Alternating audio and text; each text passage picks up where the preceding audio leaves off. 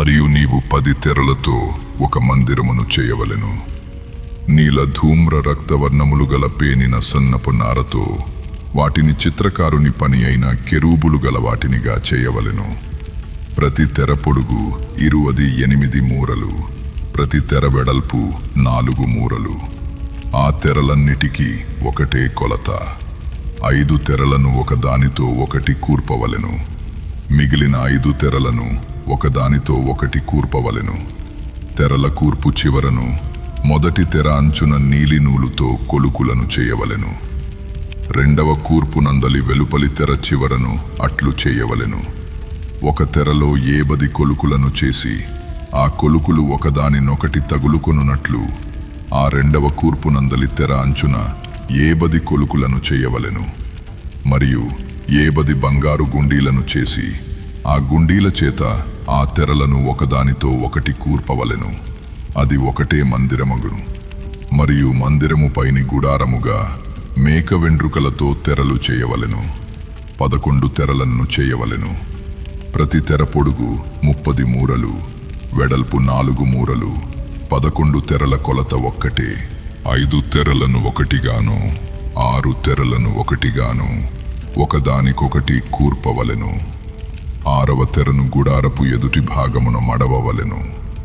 తెరల కూర్పునకు వెలుపలనున్న తెర అంచున 10 కొలుకులను, రెండవ కూర్పునందలి తెర అంచునన 10 కొలుకులను చేయవలెను. మరియు 10 ఇత్తడి గుండీలను చేసి ఒకటే గుడారమగునట్లు ఆ గుండీలను ఆ కొలుకులకు తగిలించి దాని కూర్పవలెను. ఆ గుడారపు తెరలలో మిగిలి వ్రేలాడు భాగము అనగా మిగిలిన సగము తెర మందిరము వెనుక ప్రక్క మీద వ్రేలాడవలెను. మరియు గుడారపు తెరల పొడుగులో మిగిలినది ఈ ప్రక్కను 1 మూరయు ఆ ప్రక్కను 1 మూరయు. మందిరమును కప్పుటకు ఈ ప్రక్కను ఆ ప్రక్కను దాని ప్రక్కల మీద వ్రేలాడవలెను. మరియు ఎర్ర రంగు వేసిన పొట్టేళ్ల తోళ్లతో పైకప్పును, దానికి మీదుగా సముద్రవత్సల తోళ్లతో పైకప్పును చేయవలెను.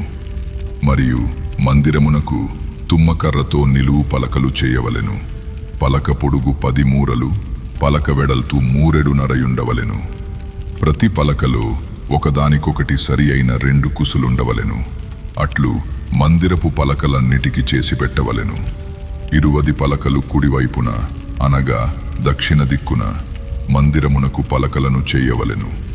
మరియు నొక్కొక్క పలక క్రింద దాని 2 కుసులకు 2 దిమ్మలను, ఆ 20 పలకల క్రింద 40 వెండి దిమ్మలను చేయవలెను. మందిరపు రెండవ ప్రక్కను అనగా ఉత్తర దిక్కున ఒక్కొక్క పలక క్రింద 2 దిమ్మలు, 20 పలకలును వాటి 40 వెండి దిమ్మలు ఉండవలెను. పడమటి తట్టు మందిరము యొక్క వెనుక ప్రక్కకు 6 పలకలను చేయవలెను.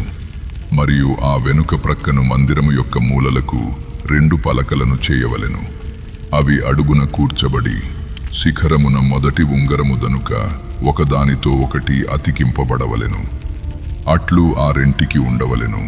అవి 2 మూలలకుండును. పలకలు 8, వాటి వెండి దిమ్మలు 16. ఒక్కొక్క పలక క్రింద 2 దిమ్మలుండవలెను. తుమ్మకర్రతో అడ్డకర్రలను చేయవలెను. మందిరము యొక్క ఒక ప్రక్క పలకలకు 5 అడ్డకర్రలును, మందిరము యొక్క రెండవ ప్రక్క పలకలకు 5 అడ్డకర్రలును. పడమటి వైపున మందిరము యొక్క ప్రక్క పలకలకు 5 అడ్డకర్రలును ఉండవలెను. ఆ పలకల మధ్య నుండు నడిమి అడ్డకర్ర ఈ కొస నుండి ఆ కొస వరకు చేరి ఉండవలెను. ఆ పలకలకు బంగారు రేకును పొదిగించి వాటి అడ్డకర్రలుండు వాటి ఉంగరములను బంగారుతో చేసి అడ్డకర్రలకును బంగారు రేకును పొదిగింపవలెను. అప్పుడు కొండమీద నీకు కనుపరచబడిన దాని పోలిక చొప్పున మందిరమును నిలువబెట్టవలెను. మరియు నీవు నీల ధూమ్ర రక్త వర్ణములు గల ఒక అడ్డతెరను పేనిన సన్న నారతో చేయవలెను. అది చిత్రకారుని పని అయిన కెరూబులు గలదిగా చేయవలెను. తుమ్మకర్రతో చేయబడి బంగారు రేకు పొదిగిన 4 స్తంభముల మీద దాని వేయవలెను.